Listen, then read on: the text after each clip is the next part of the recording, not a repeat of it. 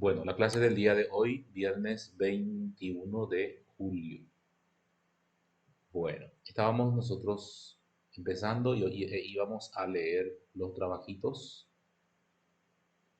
Eh, un integrante del grupo puede ser, a ver, si es que está, Liz Karina Garrido, puede leer el trabajo, por favor, si puede. ¿Puedo ampliar esto o cómo también puedes leerlo desde tu... Ah, no era esta parte. Aquí está. Creo que ahí se puede leer bien ya. O lo leo yo, sin problemas. Está Karina, Liz Karina Garrido. Creo que no,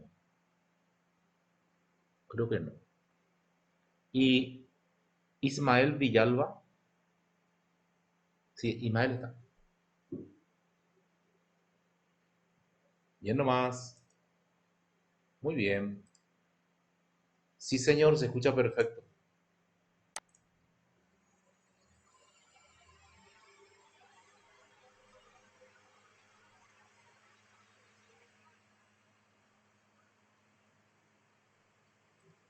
Entiendo. ¿Ahí qué tal?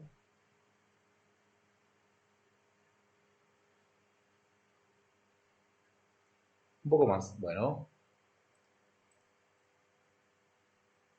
ya no me permite más. Voy a tratar, un ratito voy a tratar.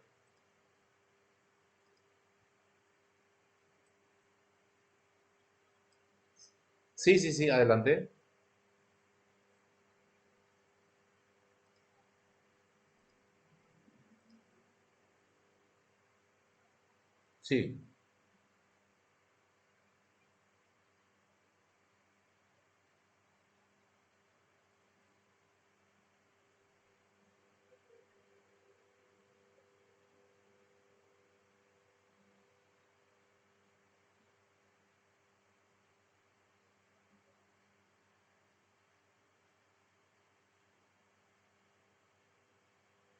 Sí, sí, correcto. El de Fernando voy a leer yo entonces. Dice, un hecho atómico es pensable. Significa que todos podemos figurarlo. Podemos representarlo mentalmente, lo que estaba diciendo, ¿verdad? Fuera de eso, fuera de un hecho atómico, o sea, si no llega a ser un hecho atómico, entonces no se puede ni siquiera tener un pensamiento de ello. Podemos representarlo mentalmente a partir de un hecho atómico. Esto implica que los hechos simples y básicos que componen la realidad pueden ser comprendidos y expresados de manera clara y precisa por medio del lenguaje. Y ahí está el de Liz, que no está, por cierto. Dice, la totalidad de los pensamientos verdaderos es una figura del mundo. Los pensamientos pueden ser expresados mediante proposiciones y que estas proposiciones deben corresponder a hechos en el mundo para ser consideradas verdaderas. El mundo se compone de hechos. Las proposiciones verdaderas son representaciones precisas de estos hechos. Por lo tanto, según Wittgenstein, los pensamientos verdaderos son imágenes o figuras de hechos en el mundo.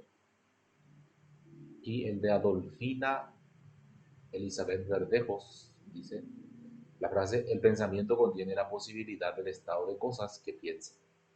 Lo que es pensable es también posible. ¿Por qué? Porque lo puedo pensar. Y puedo pensar a partir de hechos.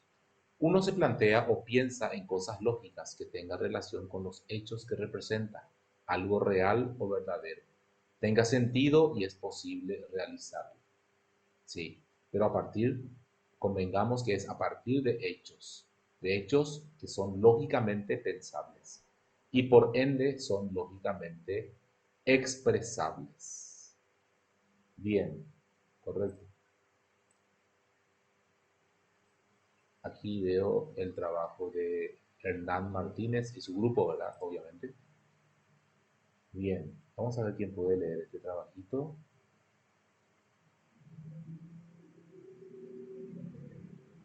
Gloria Elizabeth. ¿Está Gloria Elizabeth?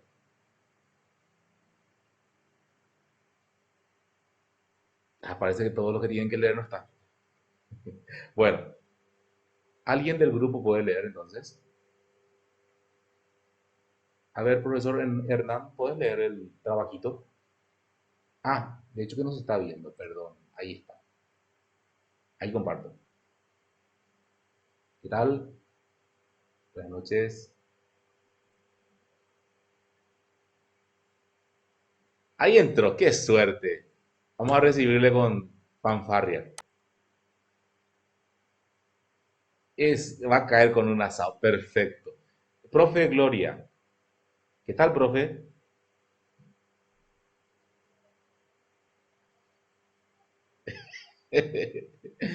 Sí, sí, sí. Ahí está, miramos, miramos. Profe Gloria, justo, no entiendo, entiendo. Lo que pasa es que Gloria va a leer, pues. Ya. Y el de tu grupo, vos tenés a mano para leer. Sí, no, y el de todos, sí se puede. ¿Qué tal ahí?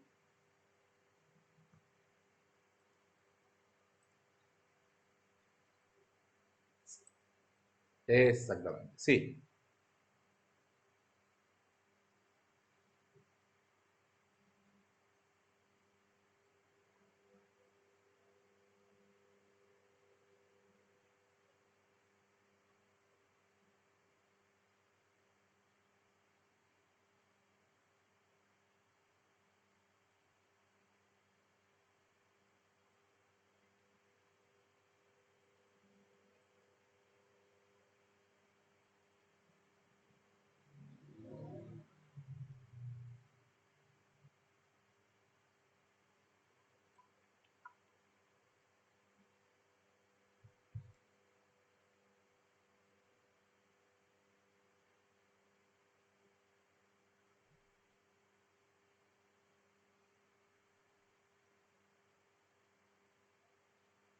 Muy bien.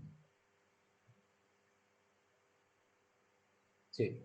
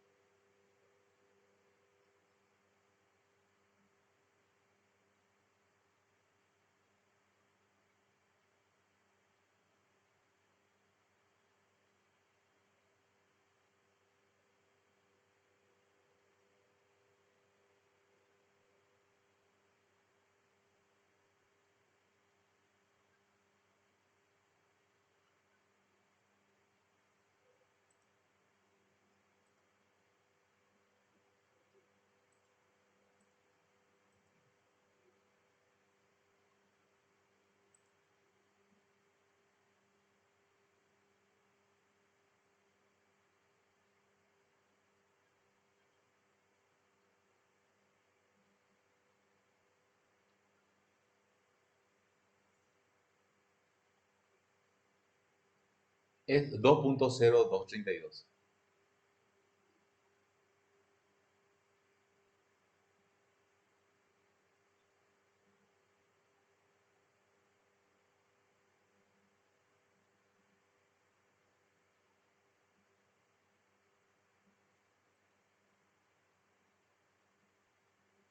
Muy bien.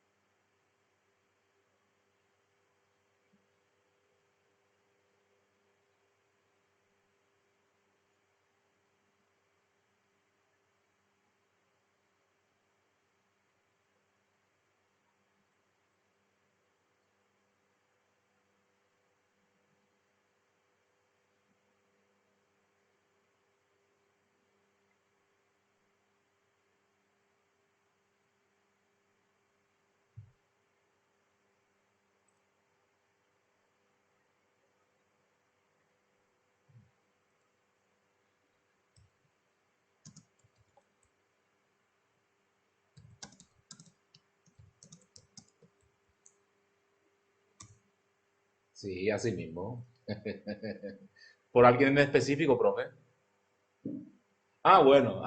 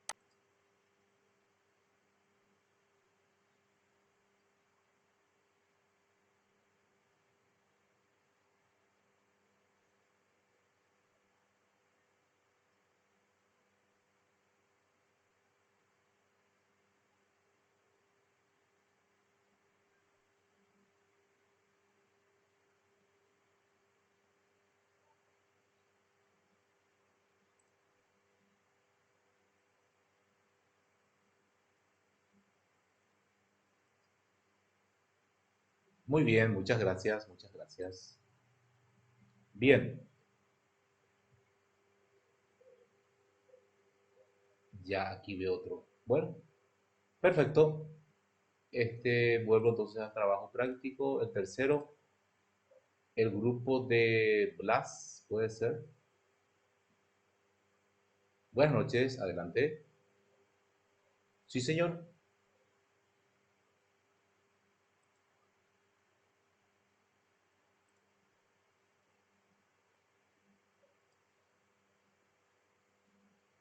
Buenas noches.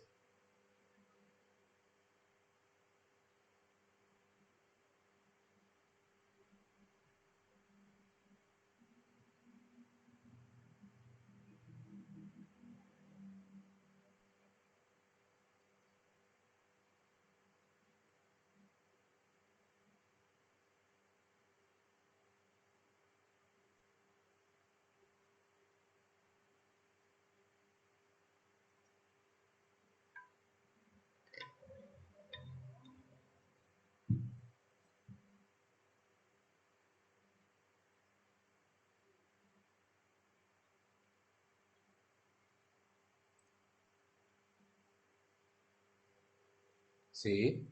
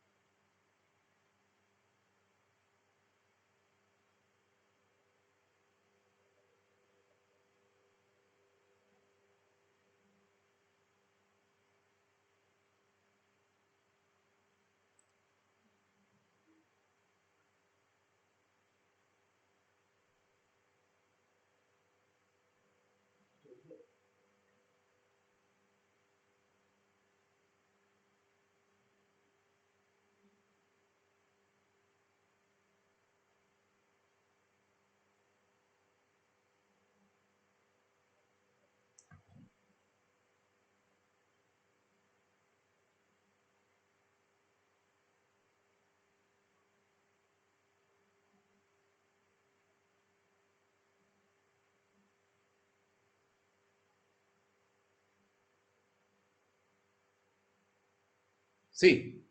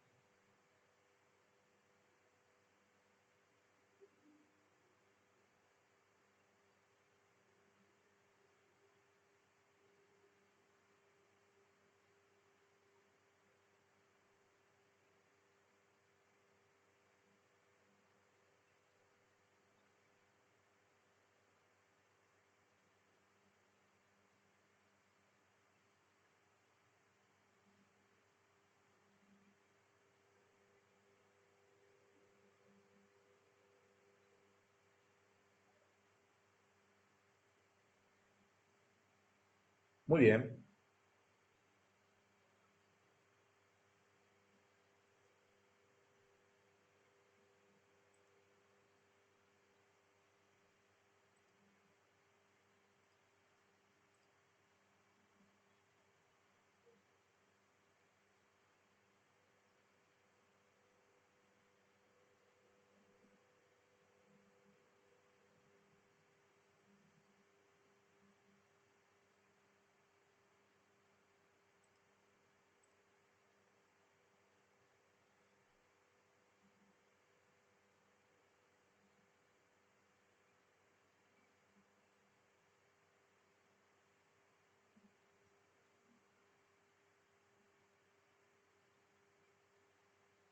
muy bien,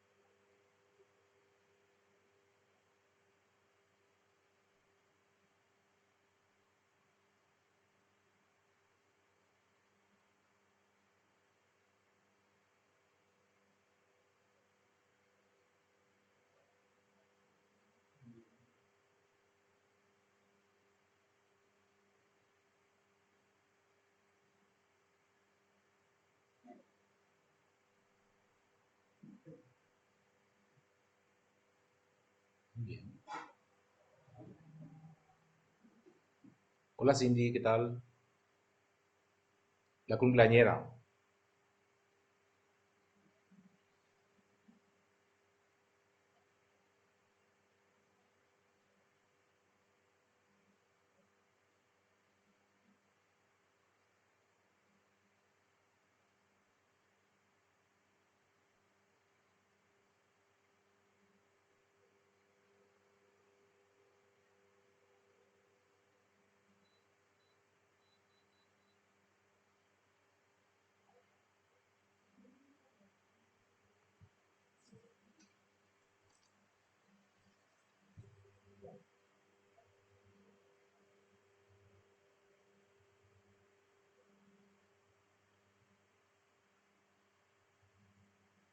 Muy bien, muchas gracias. Bien, el otro trabajo, que sería el último, ¿verdad? Rosa Marley.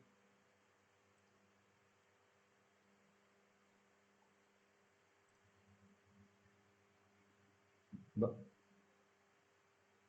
Buenas noches, adelante nomás.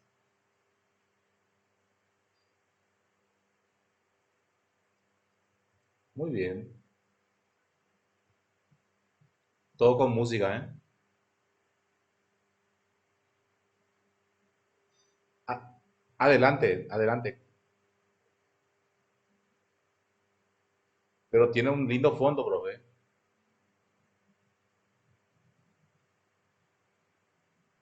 Y mira que ya queremos bailar. Sí, ahí Blas ya está animando la fiesta.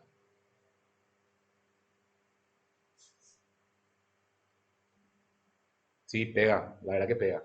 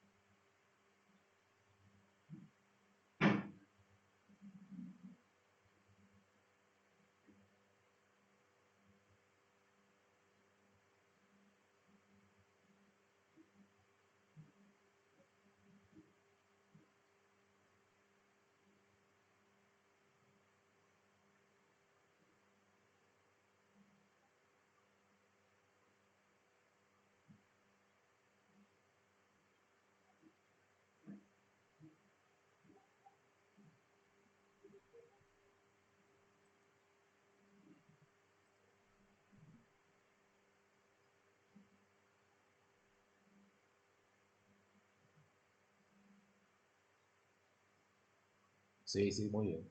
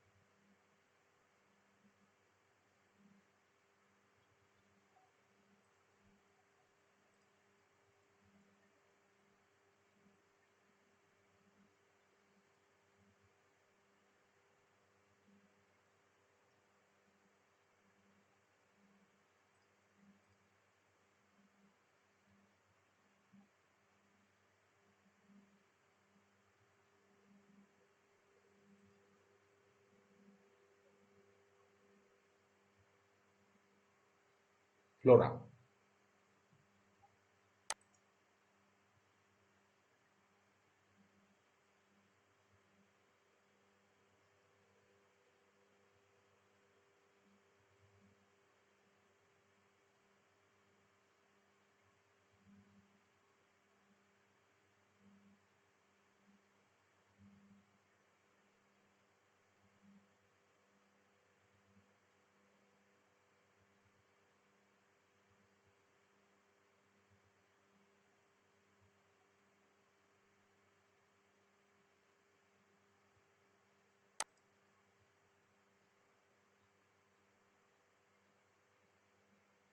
sí, así mismo.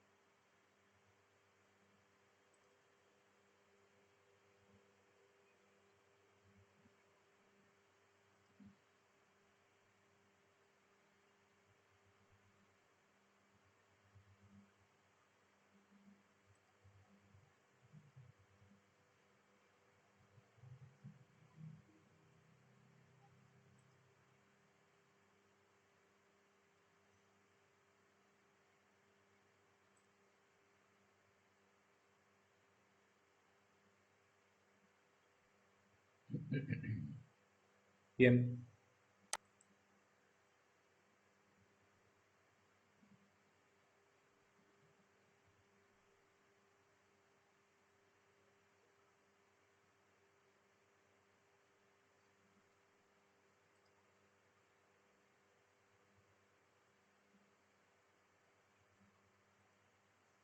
sí, profe, hasta ahí es.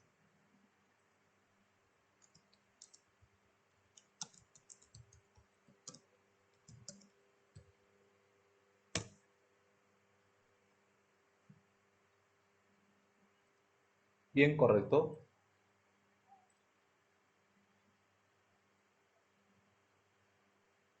Sí, ya terminó, o sea, los 5 grupos ya presentaron, de hecho. Muchas gracias, profe, muchas gracias. Bueno, volvemos al Classroom entonces.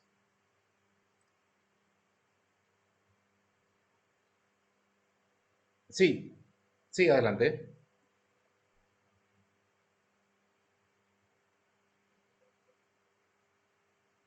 Sí, no importa, no importa, no hay problema. No hay puntos por presentar o no presentar aún.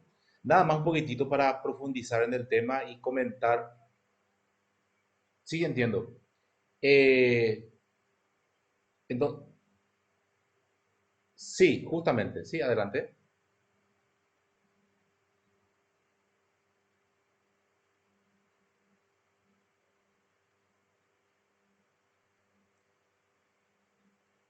Y lastimosamente se graba solamente lo de mi micrófono. Lastimosamente. Tengo que ver un poquitito una aplicación que abarque más. Como por defecto, Meet quitó el tema de la grabación. Entonces ahí estamos un poquitito limitados. Lastimosamente es así. Bueno, bien, tengo que indagar un poquitito más para que pueda resultar, en realidad. Bueno, ¿alguna pregunta, algo que quieran aclarar? Vi los comentarios, son muy buenos, son muy buenos. Algunos bastante bien profundos, ¿verdad? Y que tienen que ver con el tema desarrollado.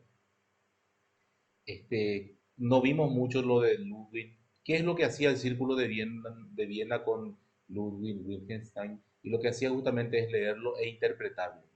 Les cuento que las interpretaciones son variadas. Estas son nada más algunas de las interpretaciones que se dan con respecto a lo que hacía el Círculo de Viena. Había mucho debate, mucha discusión con respecto a lo que se quería entender por lo que decía este pensador. Aún sigue abierto el debate, ¿verdad? En ese sentido. Pero lo que estaban manifestando son totalmente coherentes a cómo interpretaba el Círculo de Viena. Salvo algunas cuestiones, ¿verdad? Que no, ni se notaron. Bien, a ver, algo que quieran comentar. Yo vi algo muy interesante por aquí. A ver, voy a enfatizar un poquitito. ¿En qué trabajo era? A ver, creo que fue en este. Sí, que creo que 2 grupos comentaron lo mismo de lo que no se puede hablar, mejor es callarse. En este sentido, por ejemplo, callarse ante qué? Callarse ante lo que uno no puede demostrar sería, ¿eh? Porque la ciencia solamente puede enunciar, emitir algo que realmente puede conocer y de lo que no conoce, como lo numérico, como menciona justamente el texto, eh, es imposible, como dice ahí, ¿verdad? Entonces, pero tampoco dice que siempre va a ser imposible. Puede que en algún momento se pueda decir lo indecible. Es que justamente Ludwig decía, hay que procurar siempre decir lo indecible. Lo indecible era metafísico, pero que en algún momento podría expresarse, cuando ya pertenezca al ámbito científico.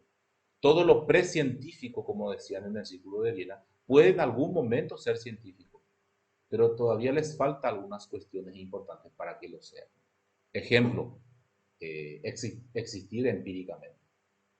Bien, habían otros puntos también que no recuerdo dónde se iba enfatizando. Bueno, no sé, esto ya queda abierto para el debate en cualquier momento. Bien, vuelvo al punto entonces, el contenido de hoy, la unidad 3, itinerario de la clase.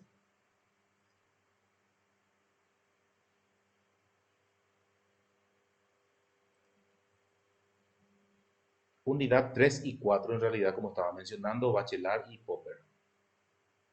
Los obstáculos epistemológicos en el proceso del conocimiento científico, de Gastón Bachelard. El estudio de la filosofía de Karl Popper. La verosimilitud y la teoría de la falsación. El concepto de ciencia como proceso de corroboración y refutación.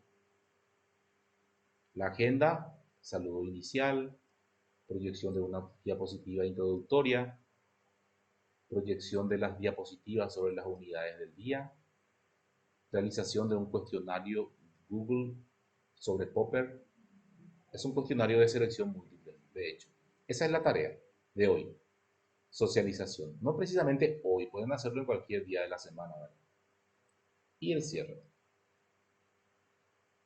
Bien.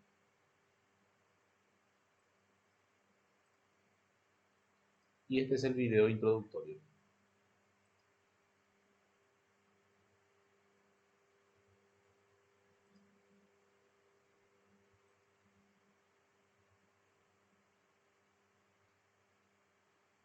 Si no se escucha, me avisan.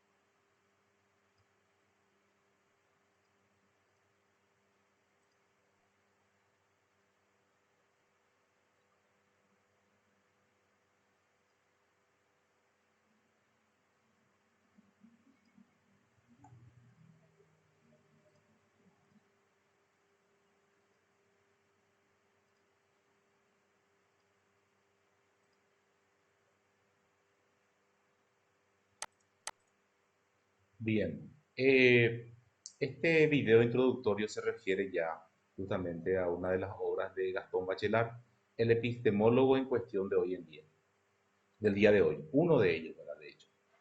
Acá tenemos nosotros La poética del espacio, la obra al cual se refiere justamente ese comentario sobre el caracol. Hace muchas metáforas, muchas comparaciones con respecto a la vida, al hogar y a otras cuestiones, ¿verdad? En este material que está aquí, el material y que no estoy viendo casualmente. Bueno, voy a enlazar, enseguida enlazo. Ya, tengo ya en el Drive y me olvidé no enlace. Perfecto. Van a tener a disposición para la persona que quiera leer. Ahora, ¿por qué él habla de estas cuestiones de poemas y de otras? Es que fue un literato, fue filósofo, fue epistemólogo y también fue psicoanalista y por ahí va la cuestión, esa conexión entre la psicología, la filosofía y las letras. Aquí está el texto de Gastón Bachelard sobre los obstáculos epistemológicos. Se menciona aquí cada uno de esos obstáculos, pero se enfatiza en uno, el obstáculo más importante para la ciencia y en hacer la opinión del propio científico. Y esta es la presentación diapositiva en donde vamos a explicar un poquitito eso.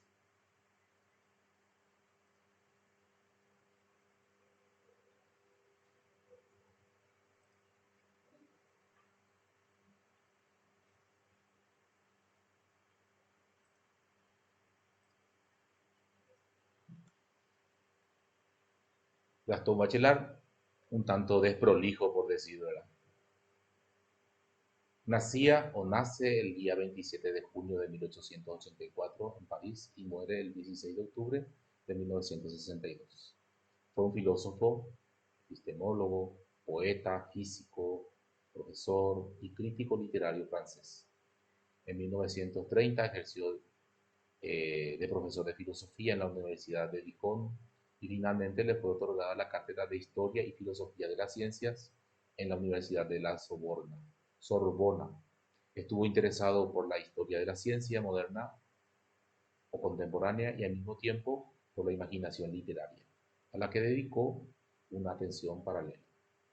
En 1934 publicó El nuevo espíritu científico y en 1938 La formación del espíritu científico, libro al cual yo me refiero al desarrollar los obstáculos epistemológicos, entre otras obras. Se le concedió la Legión de Honor en 1951 y el Gran Premio Nacional de Letras también. La noción de obstáculo epistemológico. Un obstáculo epistemológico. ¿Qué es un obstáculo? Son barreras. Son las limitaciones o impedimentos que afectan la capacidad de los individuos para construir un conocimiento real o empírico. El individuo se confunde con el afecto que ejerce sobre algunos factores y entra ahí la parte psicológica, lo que hace que los conocimientos científicos no se adquieran de una manera correcta, lo que obviamente afecta su aprendizaje. La noción de obstáculo epistemológico, Bachelard la utiliza para identificar y poner de manifiesto elementos psicológicos que impiden o dificultan el aprendizaje de conceptos revolucionarios al interior de las ciencias. Siempre hablamos de los prejuicios del científico.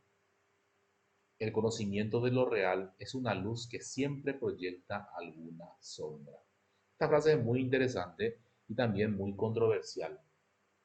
Es como un poco la obra de San Agustín cuando dice en su obra La ciudad de Dios, obra por cierto de filosofía de la historia, de la humanidad. Dice, cuando Dios crea la luz, dice, eh, cuando proyecta la luz sobre el mundo, eh, también Él no crea, pero se da la oscuridad, dice. Antes de la existencia de la luz, era todo tinieblas, y las tinieblas, decía San Agustín, era como un atardecer y un anochecer, pero no era la oscuridad. Cuando Dios crea la luz, entonces es como que la oscuridad se va poniendo detrás. No es que Dios crea la oscuridad, sino que se va formando de por sí. Lo mismo pasa con esta cuestión de la luz, del cual habla Bachelard. La luz de la razón, cuando se enfoca en la realidad, la luz de la ciencia, del conocimiento de lo real, se enfoca en un lugar, también proyecta sombras, dice. Inevitablemente proyecta sombras. Y esas sombras justamente son las cuestiones irracionales, las cuestiones sin explicaciones, tal vez las cuestiones subjetivas del científico mismo. O sea, cuando el científico trata de enfocar la razón y la objetividad sobre la realidad, también se nota cuestiones oscuras, inexplicables. Mismo el entorno. Cuando una teoría explica una realidad, el entorno es irracional, mas no la realidad que está siendo enfocada por esa teoría. Salvo que esa teoría no comprenda esa realidad, porque todo está rodeado de irracionalidad, o podemos decir de subjetividades, salvo la teoría que va comprendiendo esa realidad. A lo largo de la historia de la filosofía, se han realizado grandes esfuerzos para determinar las dificultades específicas que no permitían una apropiación adecuada de la realidad. Pero estas dificultades se identifican con la insuficiente capacidad de los órganos sensoriales para captar los diferentes fenómenos naturales o con lo inapropiados de los instrumentos, también puede ser, materiales utilizados en la investigación de los acontecimientos naturales. Lo real no es jamás lo que podría creerse, sino siempre lo que debiera haberse pensado. Se conoce en contra de con un conocimiento anterior y se va creciendo, destruyendo conocimientos mal adquiridos o superados. Aquello que en el espíritu mismo obstaculiza la espiritualización. Hablamos del espíritu figurado del científico que tiene toda la intención del mundo de comprender una realidad. Lo que cree saberse claramente ofusca a lo que debiera saberse, porque uno debe saber, no es creer que uno sabe. La ciencia se opone a la opinión. La opinión piensa mal, no piensa para empezar, traduce necesidades en conocimientos. Nada puede fundarse sobre la opinión. Es necesario destruirla, derribarla. Es una barrera. Es el primer obstáculo a superar. En el espíritu científico, todo conocimiento es una respuesta a una pregunta. Siempre se parte de una pregunta. Si no hubo pregunta, no puede haber conocimiento científico. Yo tengo una necesidad de saber algo, entonces me enfoco en ese algo y trato de responder esa pregunta, ese cuestionamiento inicial que uno hace. A veces una idea dominante polariza al espíritu en su totalidad, también le ofusca. Entonces el espíritu conservativo domina, el crecimiento espiritual se detiene. Cuando el conocimiento empírico se racionaliza, nunca se está seguro de que los valores sensibles primitivos no afecten a los raciocinios. Las crisis del crecimiento del pensamiento implican una recopilación total del sistema de saber. El espíritu científico jamás se siente impedido de salir de la contemplación del mismo y buscar lo otro, de dialectizar la experiencia. El hombre animado por el espíritu científico, sin duda, desea saber, pero es por lo pronto para interrogar mejor y avanzar, de hecho. En otras palabras, el obstáculo epistemológico es una concepción, una idea o una actitud mental que se convierte en una barrera para el conocimiento científico. Estos obstáculos pueden ser de diversa naturaleza, como los prejuicios, como estaba diciendo, también dogmas, creencias arraigadas, conceptos mal definidos o incluso nociones erróneas que impiden el desarrollo del pensamiento científico. A través de la historia, los obstáculos epistemológicos han sido identificados en diferentes campos de estudio y han variado en su naturaleza. Veamos entonces algunos de ellos. El obstáculo más radical, la opinión. Uno de los obstáculos más destacados y analizados por Bachelard es el de la opinión o opinión común. La opinión es una forma de conocimiento no científico que se basa en creencias subjetivas, ideas preconcebidas y conjeturas infundadas, sin someterse al escrutinio de la razón o la metodología científica.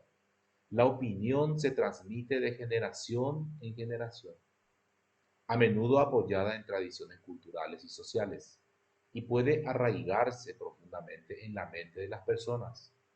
Las opiniones no siempre son coherentes, lógicas o sustentadas por evidencias empíricas, pero persisten en la sociedad debido a factores como la educación, el entorno cultural o simplemente las emociones. Y vemos los ejemplos. Un ejemplo clásico de obstáculo epistemológico de la opinión se encuentra en la antigua concepción del cosmos. Durante muchos siglos se creía comúnmente que la Tierra era el centro del universo y que el Sol y los planetas y las estrellas giraban alrededor de nuestro planeta. Esta creencia, conocida como geocentrismo, fue ampliamente aceptada y defendida en la opinión común de la época, toda la Edad Media.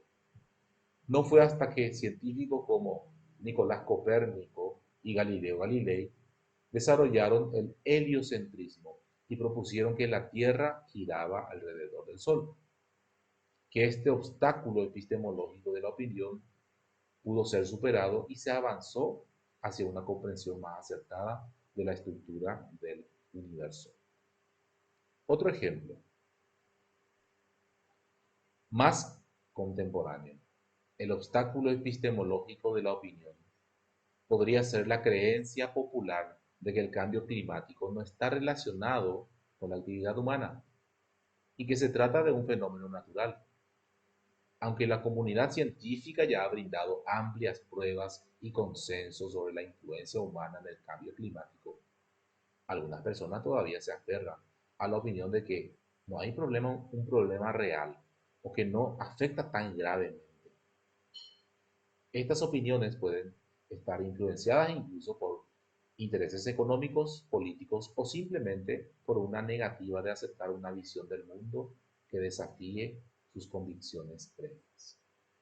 ¿Por qué no? Bien, entonces tenemos los obstáculos epistemológicos de Gastón Bachelard y por supuesto que el obstáculo más importante es la opinión, que tiene que ver con los prejuicios que tiene el científico cuando realiza una investigación. No sé si hay preguntas con respecto a esto. Sencillito el tema de Gastón Bachelard.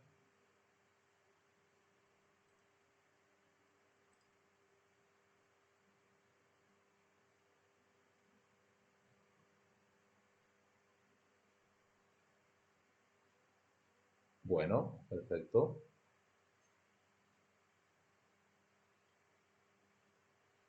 Ahí recibí un mensaje, ¿verdad? Y bueno, yo creo que sí, es así. Y ojalá.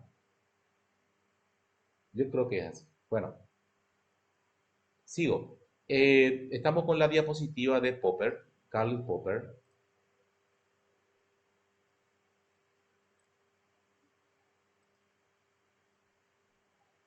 el falsacionismo popperiano.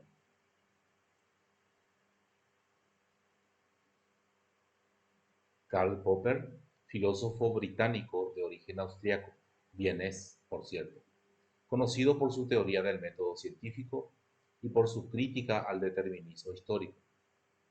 Nació en Viena y se doctoró en filosofía por la Universidad de esa ciudad en 1928. Aunque no fue miembro del Círculo de Viena, Popper simpatizó con la actitud, pero que después criticó sus postulados, como la verosimilitud, como la inducción y otros, el demarcacionismo. En 1937 hasta 1945 enseñó en la Universidad de Canterbury, también en Nueva Zelanda y más tarde en la Universidad de Londres. Murió el 17 de septiembre de 1994.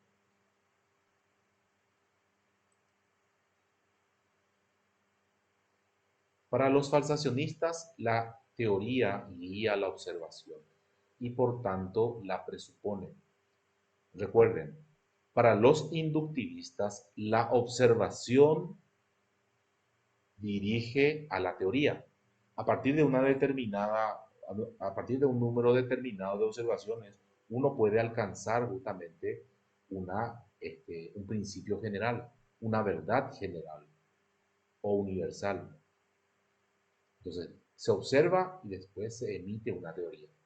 Sin embargo, para los falsacionistas es todo lo contrario. La teoría guía la observación y por lo tanto la presupone. O sea, primero está la teoría, después está la observación. Como decíamos vez pasada, no se puede, la observación pues no se va, o sea, no va a partir de que uno va a observar a ver si ocurre algo, no. Ya lo hace en base a una teoría. Sí. Conciben a las teorías como suposiciones provisionales. Ni siquiera acepta que sean teorías. O sea, no hablan de teorías, hablan de hipótesis o suposiciones provisionales.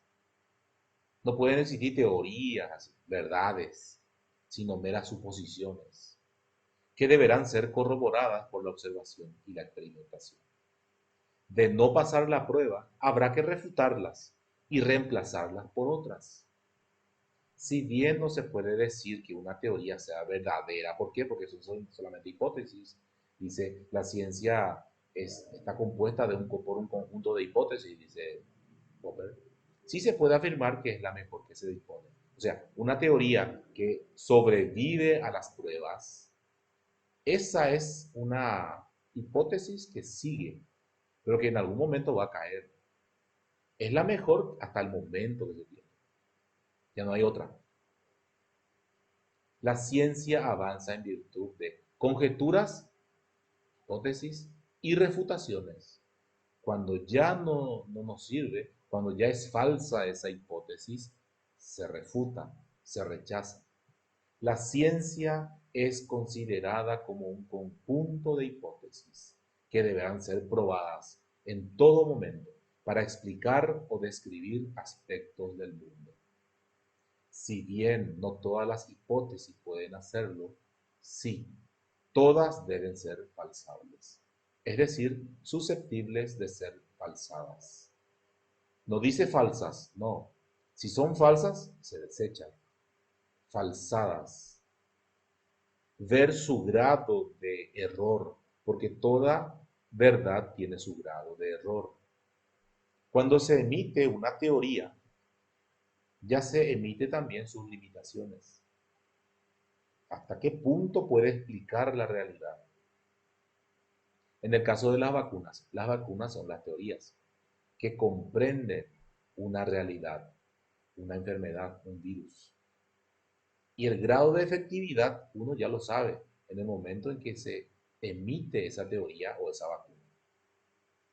No existe una teoría omniexplicativa, absoluta, como las vacunas tampoco. O sea, uno no puede estar seguro al 100% de que va a funcionar una vacuna. No estoy en contra de ninguna vacuna, al contrario, estoy apoyando esa teoría. Pero uno debe saber que no todo, o sea, no a todo le va a hacer bien, no a todo le va a inmunizar. A cierto grupo ni siquiera le va a hacer nada. O incluso le va a hacer mal, puede que le haga mal. Pero no por eso la vacuna es mala, no.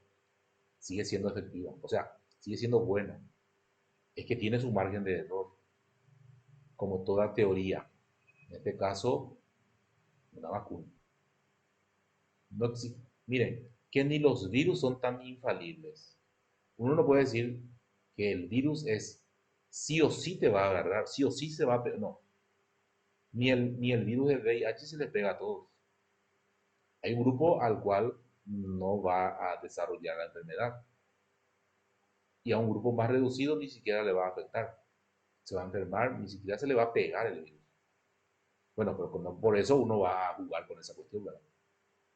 Sabemos. Pero a la gran mayoría le va a afectar.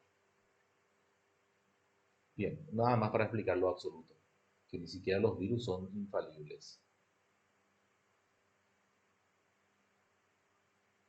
Si bien no todas las hipótesis pueden hacerlo, todas deben ser falsables, tener su grado de error, o sea, ser susceptibles de ser falsadas, y también incluso de ser falsas. No hay que confundir hipótesis falsas con hipótesis falsables. Una hipótesis falsable, si existe un enunciado observacional o un conjunto de ellos lógicamente posibles que sean incompatibles con ella, es decir, que en un caso de ser verdaderos falsarían la hipótesis. Ejemplo, los lunes nunca llueve. Esa afirmación, ¿verdad? Es falsable porque se puede falsar al observar que un día el lunes llueve. Hay enunciados que no son falsables directamente infalsables. ¿Cuál sería esa afirmación? O llueve o no llueve. Se le llama apodíctico en la lógica formal, ¿verdad? Y en la lógica simbólica se llama eh, disyunción exclusiva, pero sobre sí. Sería P de doble menos P. O llueve o no llueve. Sí o sí, o llueve o no llueve. Dado que ningún enunciado observacional lógicamente posible puede refutarlo. Esto es irrefutable, pero también es una verdad, entre comillas, necesaria, pero tampoco es científica. Es lógicamente válida, pero no nos sirve para las teorías científicas. Bien,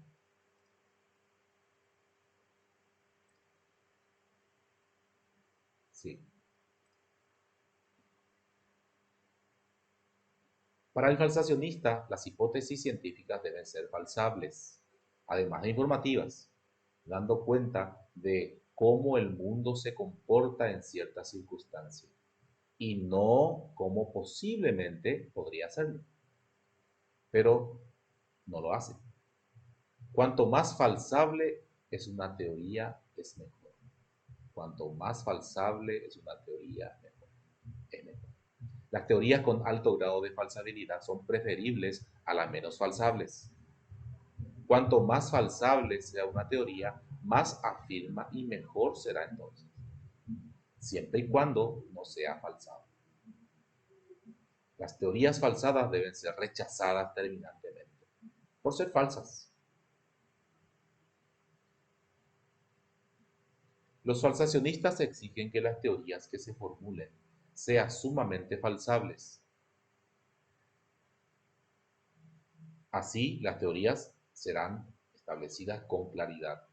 Lo mismo ocurre con la precisión. Cuanto más precisamente se formule una teoría, más falsable será. Para el falsacionismo, el progreso de la ciencia se da ante el planteamiento de problemas, con el objetivo de solucionar los mismos. Se formularán hipótesis falsables. Estas hipótesis deberán ser criticadas y comprobadas. Resultará que algunas de ellas deberán ser eliminadas, dado que fueron falsadas, y otras pueden resistir las primeras evaluaciones, pero deberán seguir siempre, ¿verdad?, siendo criticadas y probadas cada vez más rigurosas esas pruebas. Aquellas hipótesis rechazadas o falsadas, tras superar varias pruebas rigurosas, vendrán a plantear un nuevo problema, el cual está alejado del problema original, ya resuelto. Este nuevo problema surgido exige la formulación de nuevas hipótesis, que requieran a su vez probarse. Y así, indefinidamente, se da el progreso de construcción de la ciencia, en un sentido popperiano. Para Popper, ahí se da el progreso de la ciencia. Y ahí también se da el crecimiento racional de las teorías. Cuanto más se prueban las teorías o hipótesis, entonces serán más verdaderas, entre comillas. Si bien nunca se puede decir que una teoría sea verdadera, pese a haber superado múltiples pruebas, sí se puede decir que sea la superior. Esta teoría es superior a la otra en cuanto a la comprensión de esa realidad. en virtud de haber superado pruebas que las teorías predecesoras falsaron. Se puede tener en cuenta que los problemas que se plantean siempre se ven a la luz de alguna teoría y no de la observación, como ya decíamos, ¿verdad?, hace rato, como los inductivistas. Bien, había algo más aquí que no está en la diapositiva. Me quedo ahí, en el OPA, y con un ser así medio que asusta, ¿verdad?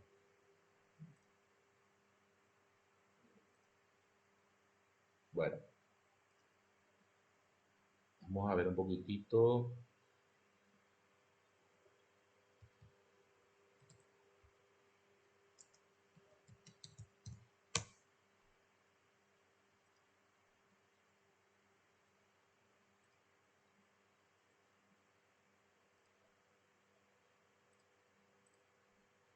Un momentito.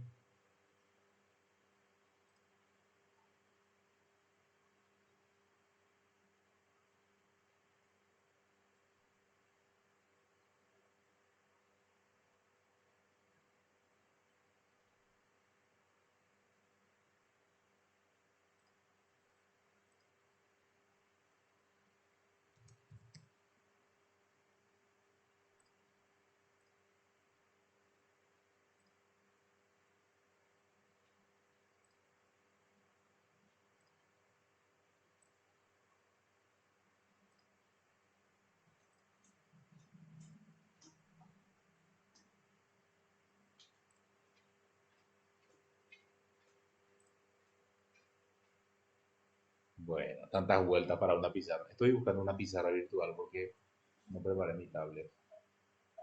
Bueno, ahí sí nos da. A ver.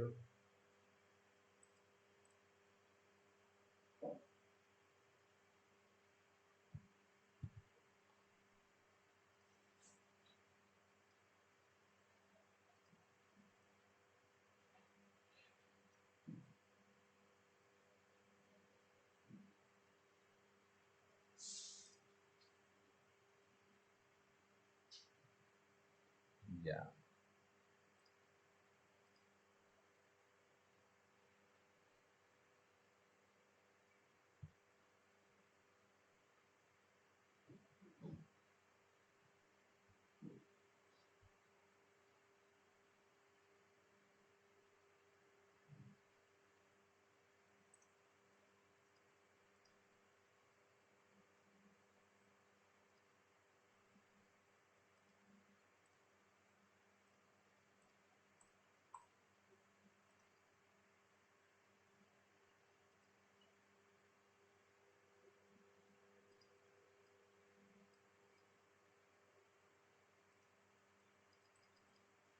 Bueno, voy a elegir otro.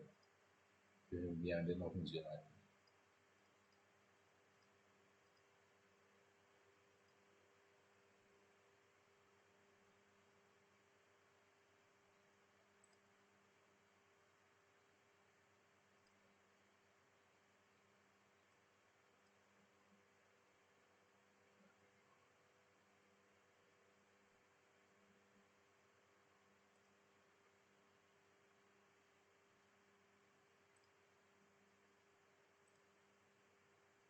Bueno, ahí está. Bien, el falsacionismo. El falsacionismo de Karl Popper. Bien, vamos a poder hacer. Tenemos entonces una teoría, como dice Thomas Kuhn, una teoría cuando resuelve el problema avanza la ciencia. Lo mismo para Popper. Una teoría o una hipótesis, como diría Popper, ¿verdad?, cuando está respondiendo a la realidad avanza. Pero cuando ya es falsada, entonces esa teoría cae. ¿Y qué es lo que se hace? Se busca una teoría nueva o hipótesis que supla a la anterior y que haga que la ciencia avance hasta que vuelva a ser falsada y cae, es desechada. Y así. Ahora, cada teoría o hipótesis que va respondiendo a la realidad es superior a la anterior. Acá hay un sentido creciente de teorías. o hipótesis como menciona Popper.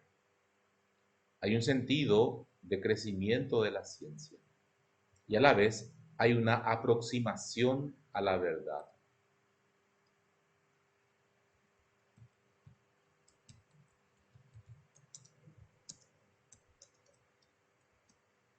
Aproximación a la verdad.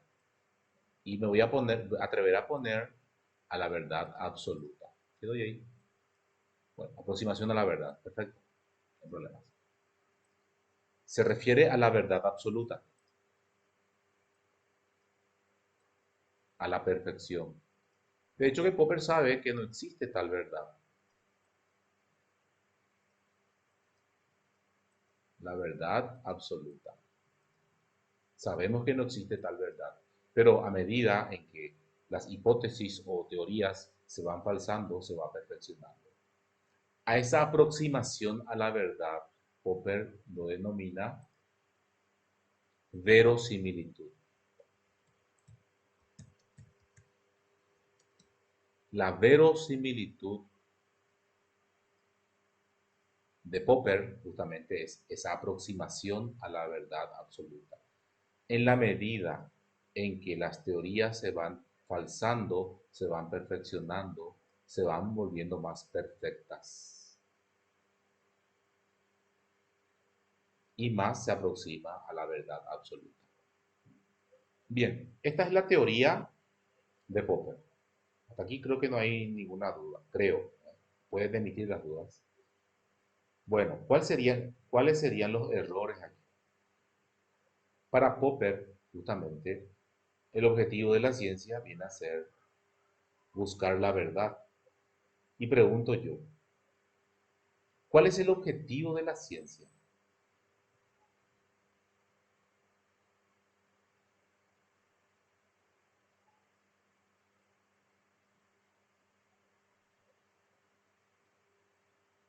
Exactamente. Justamente nosotros ese primer día, así mismo, justamente el primer día de clase ya estuvimos hablando de ello, ¿verdad?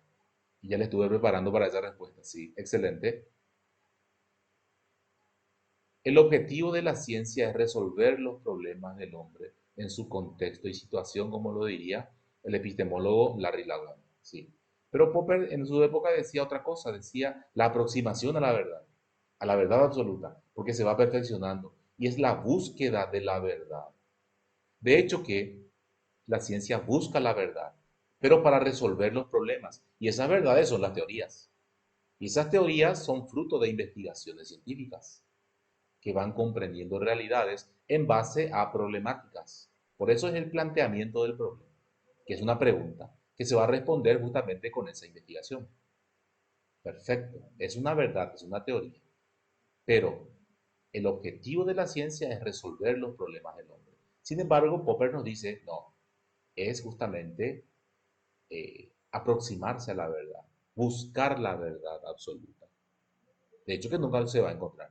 Ahora, este término verosimilitud es un término popperiano, eminentemente popperiano. La verosimilitud, que es la aproximación a la verdad absoluta. Estoy manchando todo, voy a quitar otra vez. Bueno, ahí está. Esto también puedo compartir en el Classroom para que se tenga. De hecho, porque esta parte no está en la diapositiva, no está en la diapositiva lastimosamente. Obvia esa parte, pero sí está en el texto de Popper. Está en el texto de Popper, lo que es la verosimilitud. Y también esto va a requerir en el cuestionario que está planteado. Bien, no sé si hay alguna pregunta por ahí. Y voy a poner aquí entonces Karl Popper, para que no hayan dudas. Karl Popper. Aproximación a la verdad, porque esta es la verdad absoluta. Esta es la verdad absoluta. Dios, dice Dios. Y la verosimilitud es justamente la aproximación a dicha verdad. Esta, la aproximación a la verdad absoluta. Bueno, me faltó ponerle una A, voy a poner.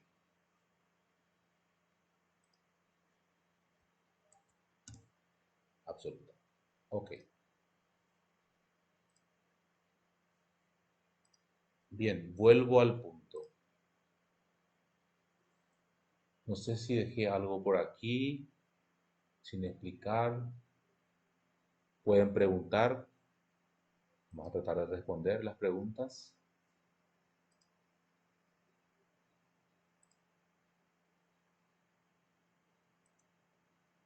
Bueno, correcto. Este cuestionario tiene 10 preguntitas. Ahí está, ¿no? Bueno, de hecho que no tengo que mostrar, ¿verdad? Porque yo estoy viendo. Bueno, vas a abrir y vas a responder. Ahora, ¿qué pasa si haces menos puntos? Tiene 10 puntos de hecho, ¿verdad? Pero en realidad vale 5 puntos más. ¿Y cuál es el drama ahí? El drama es que, bueno, no hay drama, no hay drama. Mi intención es nada más que ustedes prueben, hagan. Si haces, a ver, vamos a suponer que haces 9 puntos. Bueno, va a valer 5 puntos.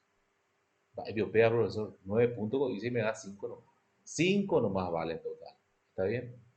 Si haces 10 puntos, 5 puntos vale, ganás. Si haces 9, 10 puntos. Perdón, 5. Si haces 8, 5 puntos. Si haces 7, 5 puntos. Si haces 6, 5 puntos. Si haces 5 puntos, 5 puntos. Más vale. Si haces 4 puntos, 5 puntos. Si haces 3 puntos, sí. O sea, ¿qué es lo que quiero decir? Por hacer ya tener 5 puntos. ¿Está bien? No importa si te equivocas. Equivocarse en ese cuestionario no es nada. Pero procura hacer tu mejor puntaje, de hecho, ¿verdad? Pero si haces menos puntos de lo previsto, no importa. Igual ganaste los 5 puntos. ¿Está bien? ¿Les parece?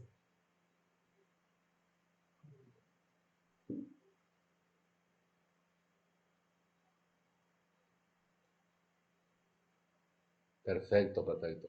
Acá mi intención no es descontar puntos a nadie, ¿verdad? Tipo los profesores que, ¿verdad? Que quieren lo que su alumno falle. No importa, no importa. De hecho que después vamos a hacer también una revisión y vamos a ver dónde nos equivocamos. Perfecto, no hay ningún problema. Pero los puntos lo tienen ganados por el hecho de hacer el cuestionario. Ah, ¿qué pasa si no hacer el cuestionario? Ahí sí ya, 0 puntos. Me haces un punto en el cuestionario, te equivocas todo por decir que no va a pasar, de hecho. Ganaste ya los 5 puntos. Por el hecho de hacer 5 puntos.